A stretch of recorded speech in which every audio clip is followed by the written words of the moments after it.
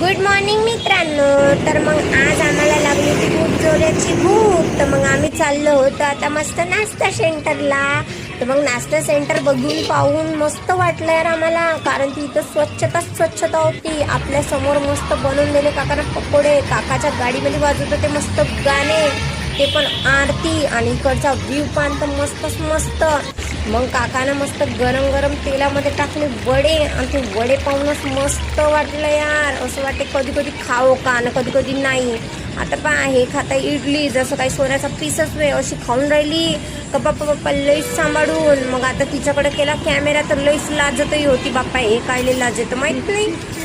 मग आलो तिकडून आणि मग काकापाशी मारल्या मस्त गप्पा. काका मस्त बोलत होते. बोलता बोलता काका नाचतही होते आणि मस्त बोलतही होते.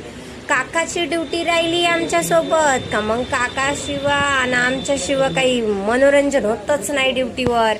मग मस्त आलू वरत. अरे मग पाहतो तर माझे कपडे होते मस्त वरत वाळू. त्या दिवशी ओटी होती, कपडे झाले होते खराब. मग तिथं धुतले आणि टाकले वाळू. काका म्हणते किती दिवस झाले व वाळू टाकून आहे. मी म्हणलं जी काल असतं धुतले. साईडचा एरिया पाहिला तर मस्त तोडफाडच केलं बाप्पा. मग भेटलं आम्हाला हनुमान मंदिर. तिथं मग मस्त बसली आणि मस्त टाळ्या वाजवली. घरी गेली मस्त फेस पॅक तोंडाला लावली, मस्त गोरी गोरी झाली. मग पाहू शकता तुम्ही. लाईक आणि शेअर आणि सबस्क्राईब करायला विसरू नका मित्रांनो.